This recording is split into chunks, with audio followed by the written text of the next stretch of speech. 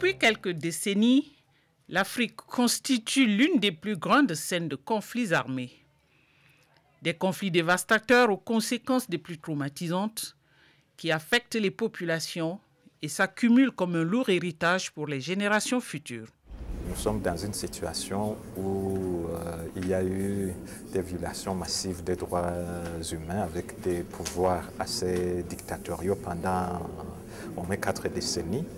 Et tout ce potentiel n'a pas pu être géré avec des thérapies sociales adéquates. Et le degré de traumatisme est assez élevé. Et il faudrait imaginer de nouveaux mécanismes qui prennent en compte tout ça en intégrant la guérison des mémoires. Avant même l'indépendance de notre pays, on avait déjà enregistré des violences. Et le paroxysme a été atteint en 2005. C'est donc suite à ce triste constat que les acteurs politiques du Togo se sont retrouvés au Burkina pour décider de la création d'une commission dont la mission serait effectivement de mettre en lumière les faits qui se sont produits depuis 1958 et surtout aller aux racines de ces difficultés qui provoquent à chaque élection des conflits et des violences au Togo. Bien que les conflits rwandais, libériens, sierra-léonais ou du Darfour soient plus emblématiques, la plupart des pays du continent ont déjà été ébranlés par des crises internes. En dehors de la persistance de quelques foyers résiduels de tension, quelques expériences, bien qu'encore fragiles, de retour à la paix entre les communautés s'observent dans les zones de conflit.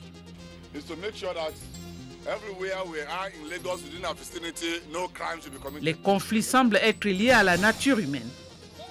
Le défi devant cette triste réalité est la capacité de les prévenir, ou lorsqu'ils éclatent, d'en sortir le plus rapidement possible. Il faut alors trouver des remèdes idoines aux blessures et traumatismes des victimes. Il convient surtout d'instaurer les conditions d'une réconciliation rapide et véritable en vue d'une cohésion sociale et une paix durable. Quelles solutions à long terme peut-on proposer face à de tels conflits? Quelques réflexions ont donné naissance au concept de justice transitionnelle. Que signifie ce lexique fréquemment utilisé dans les relations internationales? Les situations de conflit créent des victimes. Et dans les pays en conflit, les mécanismes nationaux de justice sont souvent mis en mal du fait même du conflit. Alors, on a imaginé une formule, des formules qui se regroupent sous le concept générique de justice transitionnelle, qui vise tout simplement à permettre aux victimes de bénéficier de réparations et à partir de là, de favoriser la réconciliation nationale. Si on schématisait à l'extrême, on pourrait dire que la justice transitionnelle, au fond, est comme une boîte à outils qui évolue sans cesse depuis quelques années, que chaque acteur doit essayer de se construire afin d'utiliser ces outils différemment en fonction des contextes. La justice transitionnelle se définit comme l'éventail de divers processus et mécanismes mis en œuvre par une société pour faire face au sortir d'un conflit, aux exactions commises en période de crise.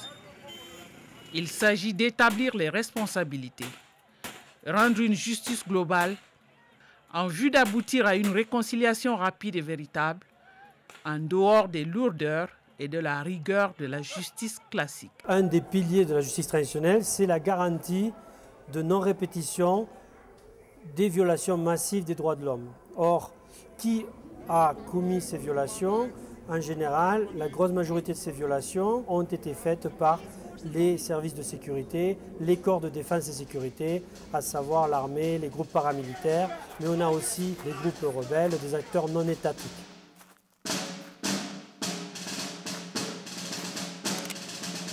Dans la reconstruction, il y a différentes étapes. On va commencer aux accords de paix et ensuite la mise en œuvre des accords de paix. Déjà dans les accords de paix, on peut prendre des mesures qui vont garantir que l'on va s'intéresser à ces mesures-là, ces mesures de justice transitionnelle. À savoir, quand on va intégrer les différents groupes et rebelles, on va essayer de mettre en place des filtres, ce qu'on appelle faire un criblage, c'est-à-dire être sûr que des gens qui sont impliqués dans ces violations ne puissent pas obtenir des postes dans le nouveau corps de sécurité.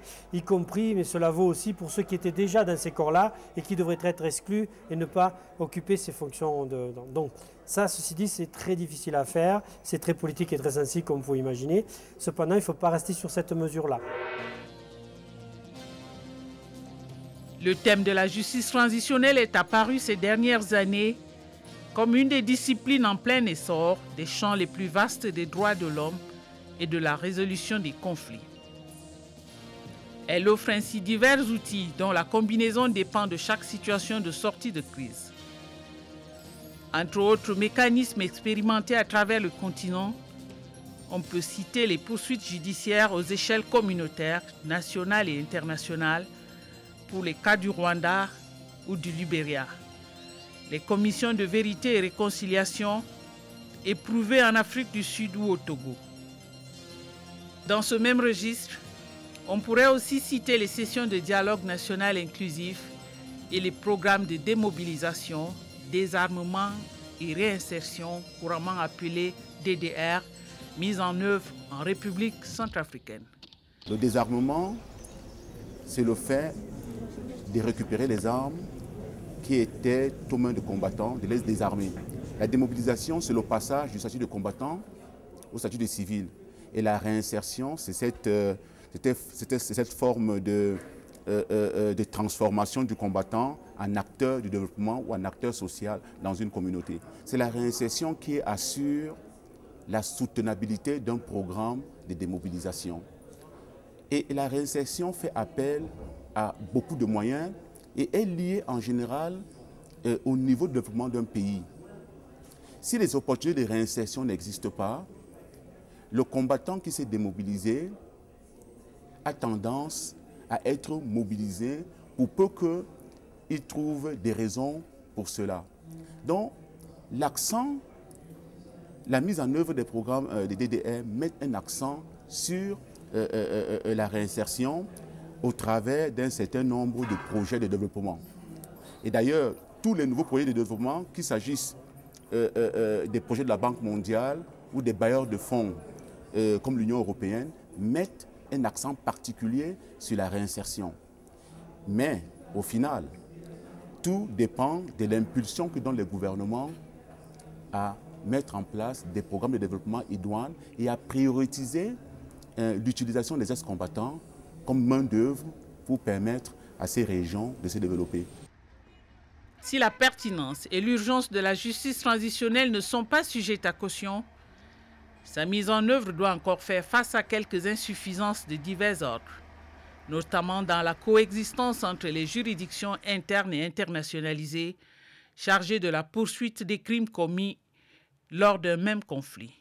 Ce n'est pas évident, mais en fait, il faudrait d'abord retenir le concept de complémentarité. Il résulte du statut de Rome qui a prévu qu'il y aura une complémentarité entre les justices nationales et la Cour pénale internationale. Ce qui signifie qu'en ce qui concerne les crimes internationaux, comme les crimes de guerre, les crimes contre l'humanité et les génocides, ces crimes doivent être jugés par les juridictions nationales. C'est en l'absence de jugement ou de volonté manifeste de ne pas du tout alors juger ou que l'État a l'incapacité de juger que la Cour pénale internationale devienne compétente. Mais ce qui est mis en avant dans le principe de complémentarité, c'est qu'avant que la justice ne devienne internationale, elle doit d'abord s'exercer in situ, sur le plan local. Cela voudrait dire qu'il faudrait tenter tous les mécanismes, par exemple, traditionnels de règlement des conflits ou les mécanismes de la justice classique pour trouver une solution. Et lorsqu'il y a des graves crises ou des graves violations des droits de l'homme, où il y a eu des crimes de masse, en ce moment-là, il y a la possibilité d'expérimenter une nouvelle forme de justice que l'on appelle la justice transitionnelle, qui va mettre l'accent sur d'abord le droit de savoir, le droit de savoir, le droit de juger, le droit à la réparation et en fait aussi trouver les garanties qui permettent la non-répétition des crimes de manière à trouver la réconciliation et la paix dans un pays. La justice transitionnelle symbolise cette recherche de la paix sociale à travers la continuité et la sérénité de sa mission. D'où la nécessaire synergie d'action au niveau communautaire, national et international. Dans un contexte africain caractérisé par une cosmogonie propre à ses peuples, quel rôle pourrait jouer la culture africaine dans la mise en œuvre de la justice transitionnelle? L'Afrique a un répertoire inimaginable de ce que j'appelle technologie sociale ou technologie symbolique, c'est-à-dire des actes et des pratiques sociaux, de réarrangement et de réinterprétation de ce qui arrive aux gens et des solutions et qui rendent en fait la vie possible entre les individus et les sociétés. Et ce que j'appelle cette technologie symbolique, c'est par exemple les rituels. En Afrique, les rituels ne sont pas dissociables de thérapie. Nous avons des différentes sortes de rituels qui varient des rituels de lignage au sein de la famille, avec une mobilisation familiale, ou bien des rituels sans lien régionaux qui regroupent en fait non seulement des victimes, mais aussi des auteurs qui viennent en fait suivre un chemin thérapeutique offert par les chefs religieux et qui leur donne une certaine paix intérieure pour continuer. Parce que vous savez, la haie est en train de... est pour le moment donc le symbole de la lutte contre l'impunité. C'est très très bien que les grands responsables, les grosses têtes des conflits sont jugés. Donc il y a cette délocalisation de la justice, mais il y a aussi beaucoup de... On peut peut-être appeler des petites personnes qui ont commis des choses, mais qui ne savent même pas qu'ils ont commis des crimes, qui ont été commandités et qui vivent avec des remords et qui vivent avec des réclusions. Et les fonctions de chaque société. Les sociétés qui connaissent de graves violences doivent elles-mêmes réfléchir au moins de sortir de cette violence. Il arrive que généralement, après des guerres qui sont violentes, où il y a plusieurs morts, où il y a plusieurs victimes, où le système judiciaire est complètement détruit, alors on s'est dit qu'il ne faudrait pas prendre le chemin de la justice traditionnelle classique, qui peut par exemple durer pendant près de 20 ans, 30 ans, 40 ans, 50 ans de progrès. On va essayer de dire pourquoi nous en sommes arrivés là, traiter le passé et ensuite maintenant essayer de régler la question par le jugement des cas symboles et ensuite maintenant aller vers la réconciliation.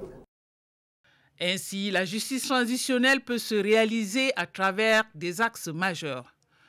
Au vu de l'improbabilité des poursuites judiciaires dans certains contextes, une autre manière d'aborder les demandes de justice émanant des victimes est d'essayer de réparer directement certains des torts dont les victimes ont souffert.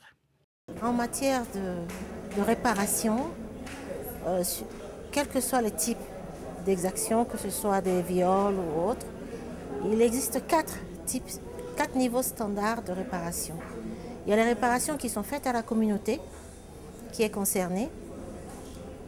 Il y a des réparations qui sont faites directement aux victimes. Et quand elles sont faites aux victimes, elles peuvent revêtir la nature, l'aspect financier, l'aspect symbolique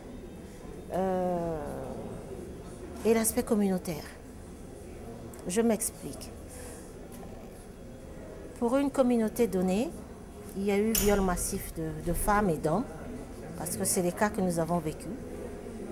Il y a toujours une stigmatisation qu'on ne souhaite pas, mais qui est faite, et qui a des conséquences sur les droits sociaux et économiques des ressortissants de cette communauté-là. Ils sont un peu marginalisés au sein de leur propre communauté. Mais les responsables de la communauté en sont conscients. Donc, quand il y a une opportunité de réparation, c'est vrai qu'il faudrait déjà, de manière symbolique, penser à faire une réparation de manière globale à toute la communauté qui a été affectée et ensuite penser à une forme de réparation directe aux victimes. Avoir un peu l'ampleur de la situation de la répression des violences sexuelles au Congo, il y a il n'y a pas un schéma qui est préétabli par rapport à cette situation-là. Il y a certaines formations médicales qui ont commencé à apporter l'assistance médicale. Il y a certains acteurs de la société civile qui ont commencé à accompagner psychosocialement les victimes. Mais le volet de justice pose encore problème. C'est-à-dire qu'aujourd'hui, il y a beaucoup de personnes qui ont été impliquées et qui continuent d'être impliquées dans les violences sexuelles, mais il n'y a pas encore d'instances qui se saisissent de ces personnes-là pour qu'ils répondent de leurs actes. Et cela constitue vraiment une difficulté, que ce soit pour les victimes, que ce soit pour les personnes qui veulent accompagner les victimes. En tant qu'étape dans un processus de sortie de conflit armé ou de crise politique, la transition comporte deux dimensions.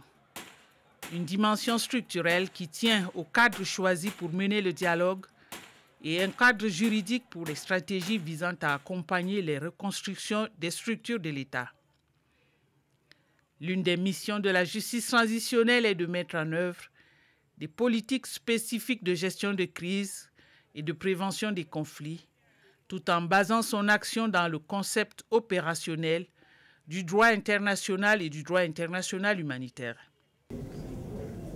Là où nous assistons les pays, les mécanismes de justice transitionnelle soient basés sur les normes et principes du droit international. Vous comprenez bien que le droit international humanitaire, le droit international des droits de l'homme sont la colonne vertébrale, sont la base de notre travail. Ils constituent en fait la sève de notre action. Et tant que nous le pouvons, nous essayons de promouvoir ce droit international humanitaire et ce droit international des droits de l'homme. Depuis son adoption par les institutions internationales, des projets de coopération liés à l'expérimentation de cette philosophie font l'objet de beaucoup d'intérêt. Dans le cadre de cette coopération, une première conférence régionale sur la justice transitionnelle s'est tenue à Yaoundé au Cameroun en décembre 2006. Initiative du département fédéral des affaires étrangères suisse et du ministère français des affaires étrangères européennes, en partenariat avec le Centre des Nations Unies pour les droits de l'homme et la démocratie en Afrique centrale, basé au Cameroun. Axée sur le thème « La justice transitionnelle dans le monde francophone », cette première rencontre visait à dresser un état des lieux de la justice transitionnelle dans les pays francophones. Après ce regard circulaire d'une cinquantaine de participants sur la question de la justice transitionnelle en Afrique, une deuxième rencontre a réuni du 17 au 19 novembre 2009, toujours à Yaoundé, un plus grand nombre de participants, recrutés majoritairement au sein de la société civile.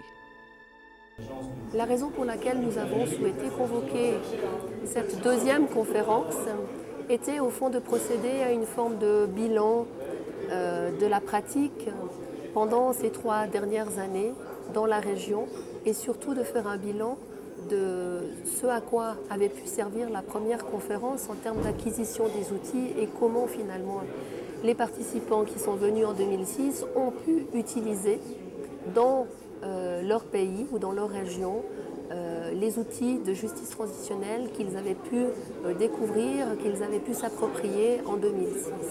Le principe, évidemment, c'est de pouvoir, pour mon ministère en particulier, venir appuyer la capacité des acteurs de la région d'Afrique centrale, d'Afrique de l'Ouest, avec un accent tout particulier pour l'espace francophone, pour pouvoir adresser en fait les problématiques que connaissent leurs pays pour résoudre durablement des conflits parfois qui datent déjà de quelques années, d'autres fois qui datent de très récemment ou sont peut-être même encore en cours. Et donc notre souhait, c'est simplement d'offrir une plateforme par laquelle les praticiens de la région qui sont engagés dans une recherche de solutions pacifiques et de digestion du passé douloureux de leur pays puissent se nourrir, puissent acquérir des outils ces outils de justice transitionnelle précisément qui permettent de faire ce lien entre un passé douloureux et comment le surmonter pour aller de l'avant avec une société qui se retrouve composée et qui accepte d'avancer malgré les douleurs du passé. Les premières expériences de la justice de transition ont commencé véritablement après la Deuxième Guerre mondiale. Et sur notre continent, c'est véritablement avec la Commission sud-africaine Vérité et Réconciliation qu'on a commencé de façon pratique à parler de justice de transition. Une expérience que j'ai en tête, c'est l'expérience de la République démocratique du Congo qui, au lendemain des accords de Sun City, avait mis en place une commission Vérité et Réconciliation. Mais malheureusement, cette commission n'a pas pu fonctionner tout simplement parce que les règles de mise en place d'une commission Vérité et Réconciliation n'ont pas été respectées. Ce que je peux dire, c'est que dans une certaine mesure, la mise en place des mécanismes dans certains pays ont quand même contribué à la recherche de la paix, ont aussi contribué à trouver des solutions locales adéquates aux conflits qui minaient ces pays depuis plusieurs générations. En ce qui concerne la commission Vérité et Réconciliation, elle a fait partie de ce qu'on appelait chez nous les institutions d'appui à la démocratie. Donc une loi organique a été promulguée le 30 juillet 2004 mettant en place cette commission. Mais au regard des résultats, il y a plusieurs attentes qui n'ont pas été satisfaites. Au regard bien entendu de la commission, de la composition de la commission, au regard des ressources disponibles, au regard du profil des commissaires, au regard de l'expertise sur la question de la justice transitionnelle. Il y a justement la nécessité de créer une nouvelle commission Vérité et Réconciliation. Il y a eu la question du fonds d'indemnisation au profit des victimes et il y a une résolution, une recommandation relative à l'ouverture des enquêtes en ce qui concerne les violations du droit international humanitaire et également les droits de l'homme qui ont été perpétrés au regard des conflits que la République démocratique du Congo a connus pratiquement depuis 1996. Les Africains ont un savoir, il y a un savoir local immense, mais qui a ses limitations. Comme tout savoir, même les commissions de vérité inventées ou appliquées ailleurs et tout ça, ils ont aussi leurs limitations, donc les rituels aussi. Donc ce qu'il y a, c'est de voir quels sont les éléments qui peuvent nous aider en fait à développer des outils appropriés.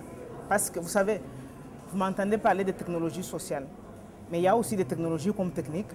On peut tirer une fusée de la même manière à Moscou ou en Afrique du Sud ou au Congo ou ici au Cameroun. Il y a des procédures partout qui sont pareilles, mais pour la résolution de conflits, l'aspect culturel est très important. La justice transitionnelle s'impose de plus en plus comme un mécanisme de règlement de ces conflits, comme une stratégie de préparation des sociétés à entrer dans un jeu démocratique apaisé. S'agissant du Togo, nous pensons qu'il s'agit d'un tournant, j'allais dire incontournable. Si nous voulons aller à une vie démocratique apaisée, nous n'avons pas le choix. Je crois que les perspectives sont encourageantes. Pourquoi je le dis? Pour la bonne et simple raison que, comme vous le savez, nous sommes à la deuxième conférence à Yaoundé. Et la première a eu lieu en 2006. De 2006 à 2009 aujourd'hui, on a pu constater une évolution positive quand même dans la question de la justice transitionnelle, non seulement dans la réflexion, mais également dans la mise en œuvre. Il y a dans certains contextes aujourd'hui où il y a des processus de consultation nationale qui sont mis en œuvre. Il y a également la création des mécanismes de justice transitionnelle dans les pays africains au-delà de l'Afrique centrale. Donc il s'agit là d'une évolution positive et encourageante qui témoigne de la prise de conscience progressive, mais de plus en plus consistante de la thématique de la question comme outil aux questions de paix, de réconciliation et pourquoi pas de développement dans les contextes en transition.